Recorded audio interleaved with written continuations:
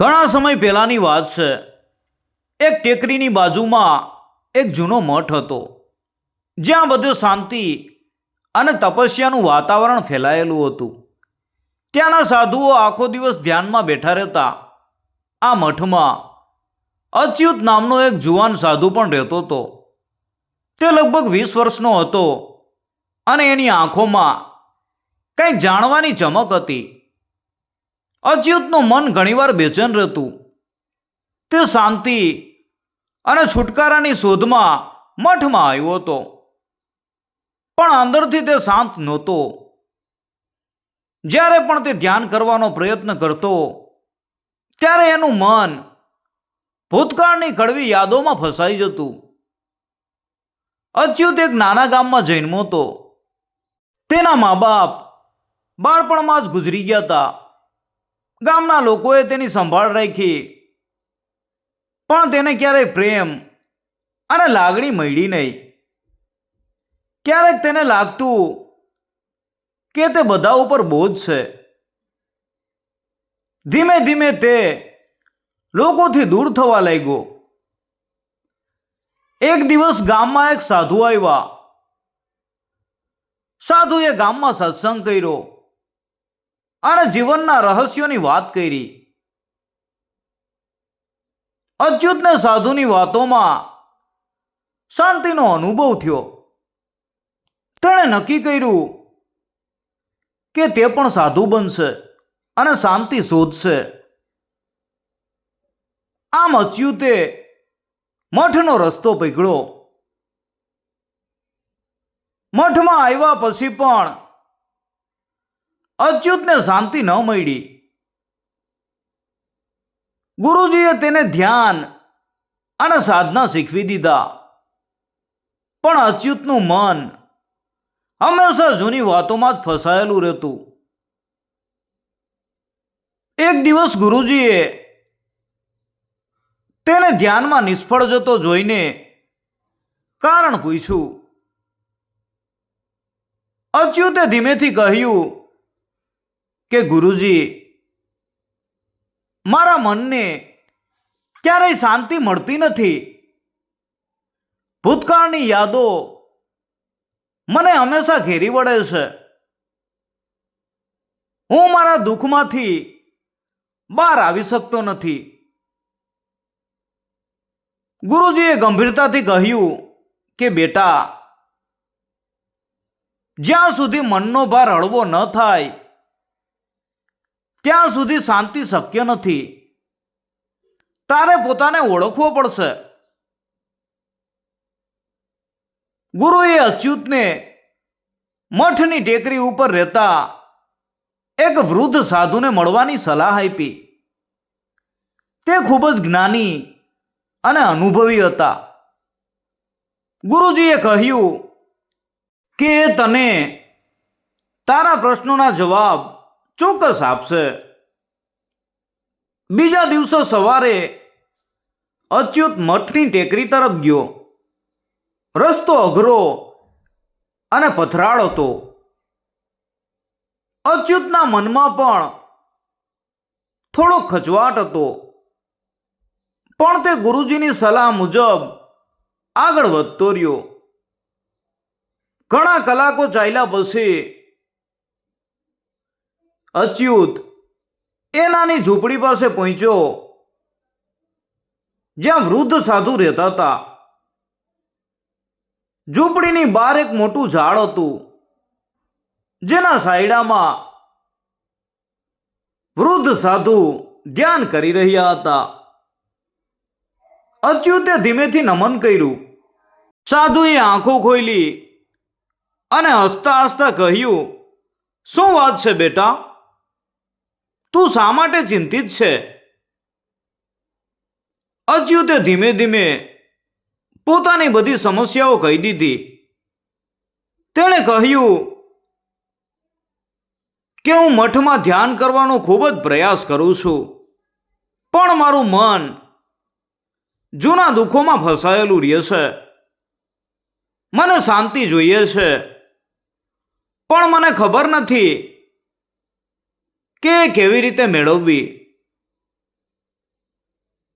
સાધુએ તેની વાત સાંભળી અને કહ્યું, પેલા થોડોક આરામ કર અને કંઈક ખા.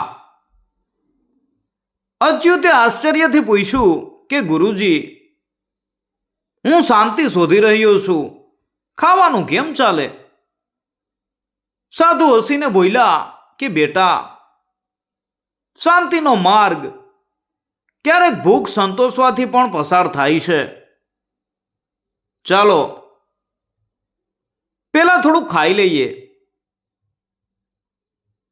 ભોજન બનાવતી વખતે વૃદ્ધ સાધુએ અચ્યુતને નદીમાંથી પાણી લાવવાનું કહ્યું. અચ્યુતે વાસણ ઉપાડ્યું અને પાણી લાવવા ગયો.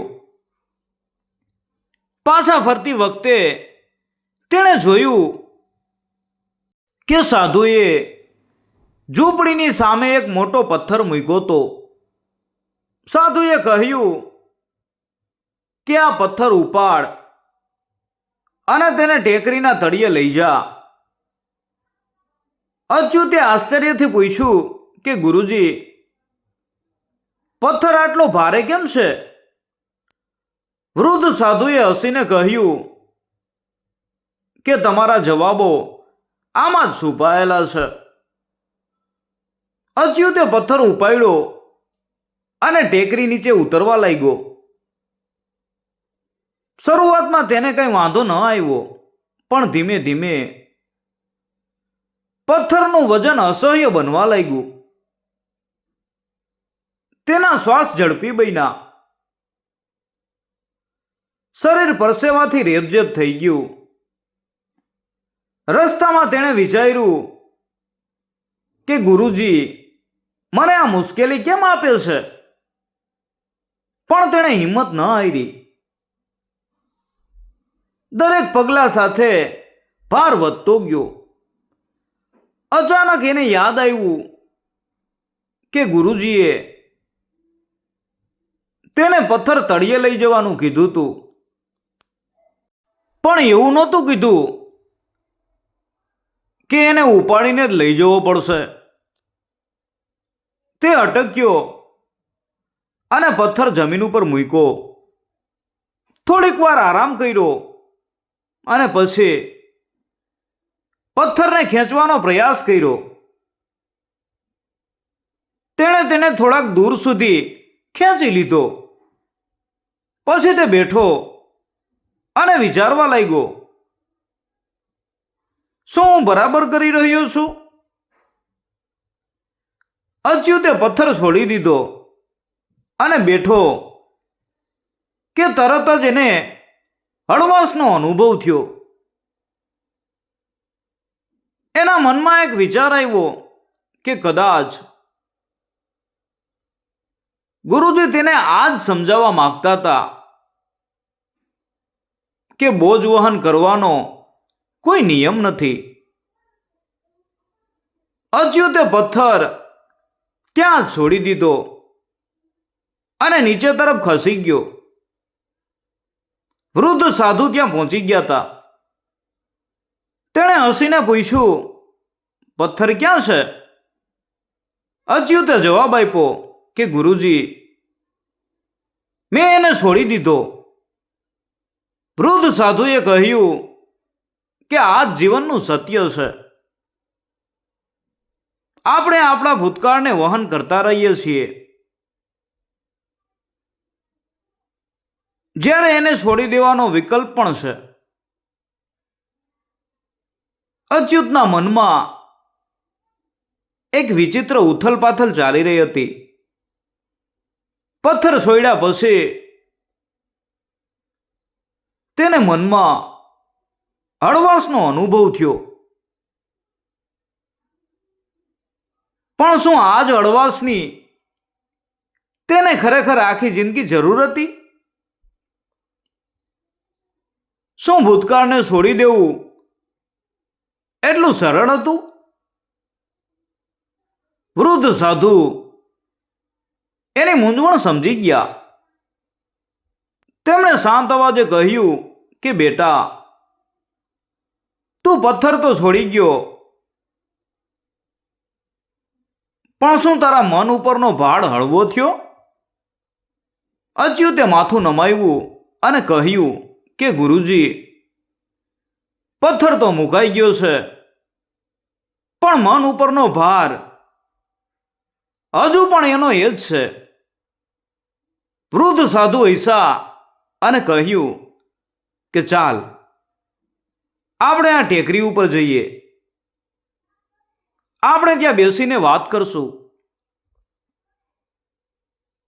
બંને ટેકરીની ઊંચાઈ તરફ આગળ વધવા લાગ્યા.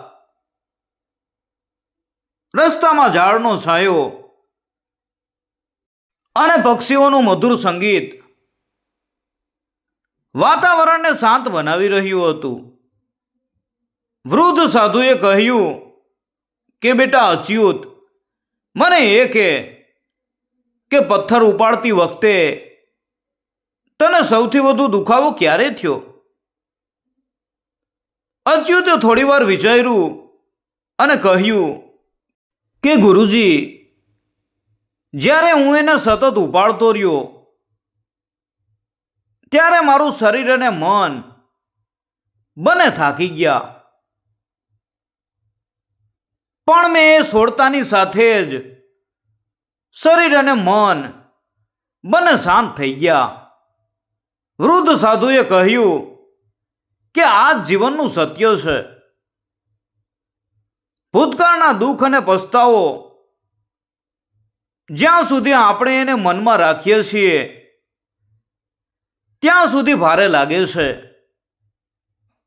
પણ જેમ જેમ તમે એને જવા દેવાનું નક્કી કરો છો તેમ તેમ હળવાશ આપમેળે આવે છે. અચ્યુતે કહ્યું કે ગુરુજી, પણ મારી સાથે બનેલી ઘટનાઓ એટલી કડવી છે કે હું એને ભૂલી શકતો નથી. ગામ લોકોનો તિરસ્કાર, મા બાપથી અલગ થવું, બધું જ મારા મન ઉપર બોજ જેવું લાગે છે. વૃદ્ધ સાધુએ ગંભીર અવાજમાં કહ્યું, તારા હાથમાં એક પથ્થર છે, તેને ચુસ્તપણે પકડી રાખ અને તારી મુઠ્ઠી બંધ કર. અચ્યુતે પથ્થર ઉપાડ્યો અને તેને મજબૂતાઈથી પકડી રાખ્યો. થોડાક સમય પછી વૃદ્ધ સાધુએ પૂછ્યું, કેવું લાગે છે? અચ્યુતે કહ્યું કે એનો હાથ દુખે છે. જો તું આ પથ્થર છોડી દેતો? અચ્યુત કહે છે કે તો રાહત અનુભવું છું. વૃદ્ધ સાધુએ કહ્યું, ભૂતકાળનો ભાર પણ આવો જ છે. આપણે એને મજબૂતીથી પકડી રાખીએ છીએ અને માનીએ છીએ કે એને પકડી રાખવું મહત્વપૂર્ણ છે, પણ સત્ય એ છે કે આપણે જેવી હિંમત એકઠી કરીએ છીએ એવું દુઃખ ઓછું થાય છે. અચ્યુતને પહેલી વાર સમજાયું કે ભૂતકાળને પકડી રાખવાની કોઈ જરૂર નથી. તે ટેકરીની ધાર ઉપર બેઠો અને ઊંડો શ્વાસ લેવા લાગ્યો. અચાનક એની આંખોમાંથી આંસુ વહેવા લાગ્યા. વૃદ્ધ સાધુએ કહ્યું કે આ આંસુ તારી અંદરનો બરફ પીગાળી રહ્યા છે. તારી જાતને રડવા દે, જેથી તારા મનમાં રહેલું બધું ઝેર બહાર નીકળી શકે. થોડા સમય પછી અચ્યુતે પોતાના હૃદયની બધી પીડા શબ્દોમાં વ્યક્ત કરી. ગુરુજી, હું હંમેશા વિચારતો હતો કે જો મેં કંઈક બીજું કર્યું હોત તો કદાચ મારા મા બાપ જીવતા હોત. હું હંમેશા મારી જાતને દોષ આપતો. વૃદ્ધ સાધુએ શાંત અવાજે કહ્યું કે અચ્યુત, જે બન્યું છે તેને બદલવાની તારી પાસે કોઈ શક્તિ નથી. કોઈની પાસે એ નથી. પણ એને પકડી રાખવાથી તારી અત્યારની ખુશીનો પણ નાશ થાય છે. અચ્યુતે વૃદ્ધ સાધુના શબ્દો ઉપર ઊંડાણપૂર્વક વિચાર કર્યો. તેણે પોતાની જાતને કહ્યું કે મેં ઘણું સહન કર્યું છે, પણ હવે મારે મારી જાતને માફ કરવી પડશે. વૃદ્ધ સાધુએ કહ્યું કે મુક્તિનો માર્ગ પોતાને માફ કરવાથી શરૂ થાય છે. જ્યાં સુધી તું તારી જાતને પ્રેમ નહીં કરે ત્યાં સુધી શાંતિ તને નહીં મળે. તે રાત્રે અચ્યુતે પહેલી વાર ધ્યાન કર્યું અને પોતાના ભૂતકાળનો સ્વીકાર કર્યો. તેણે પોતાની જાતને કહ્યું કે મેં જે કાંઈ કર્યું તે સંજોગો પ્રમાણે કર્યું. હું હવે મારી જાતને દોષ નહીં આપું. બીજા દિવસે સવારે જ્યારે અચ્યુતે આંખો ખોલી ત્યારે તેના ચહેરા ઉપર એક વિચિત્ર શાંતિ હતી. વૃદ્ધ સાધુએ હસીને કહ્યું કે હવે તું તૈયાર છે, મઠમાં પાછો જા અને એ જ ભાવનાથી તારું ધ્યાન કર. અચ્યુતે ગુરુજીના ચરણ સ્પર્શ કર્યા અને મઠ તરફ ચાલવા લાગ્યો. રસ્તામાં તેને લાગ્યું કે જાણે તેના ખભા ઉપરથી ભારે બોજ ઉતરી ગયો હોય. હવે દરેક પગલું હલકું હતું અને મન શાંત હતું. મઠમાં પહોંચીને ગુરુજીએ પૂછ્યું, તને તારો જવાબ મળ્યો? અચ્યુતે માથું નમાવ્યું અને કહ્યું કે હા ગુરુજી, મને સમજાઈ ગયું કે ભૂતકાળને વહન કરવું એ મારી ભૂલ હતી. હવે હું મારા વર્તમાનને સુધારવા ઉપર ધ્યાન કેન્દ્રિત કરીશ. ગુરુજીએ આશીર્વાદ આપ્યા. સાચી શાંતિ ફક્ત એ જ વ્યક્તિને મળે છે જે પોતાના મનને હળવું કરે છે. અચ્યુતે મઠમાં ધ્યાન કરવાનું શરૂ કર્યું અને હવે પોતાની સાધના વધુ ગાઢ બનાવવાનું શરૂ કર્યું. ભૂતકાળના બોજમાંથી મુક્ત થઈને તેમણે જીવનને એક નવા દ્રષ્ટિકોણથી જોયું. તેમણે બીજાઓને પણ બોજ વગર જીવન કેવી રીતે જીવવું તે શીખવવાનું શરૂ કર્યું. મિત્રો, આ વાર્તામાંથી આપણે શીખી શકીએ છીએ કે ભૂતકાળનો બોજ વહન કરવાથી આપણા અત્યારના જીવન ઉપર પણ એની અસર પડે છે. જો આપણે ભૂતકાળની ભૂલો અને દુઃખ હંમેશા પોતાની સાથે રાખશું તો આપણને શાંતિ કે આરામ મળશે નહીં. ભૂતકાળ ફક્ત એક પુસ્તકનું પાનું છે. તેમાંથી શીખો અને આગળ વધો, પણ એને હંમેશા તમારા ખંભા ઉપર ન રાખો. ભૂતકાળના દુઃખમાંથી મુક્તિ હોય ત્યાં સાચું સુખ રહેલું છે. તો મિત્રો, આજે જ નક્કી કરો કે જે વીતી ગયું તેને ભૂલી જઈને નવી સવારનું સ્વાગત કરો.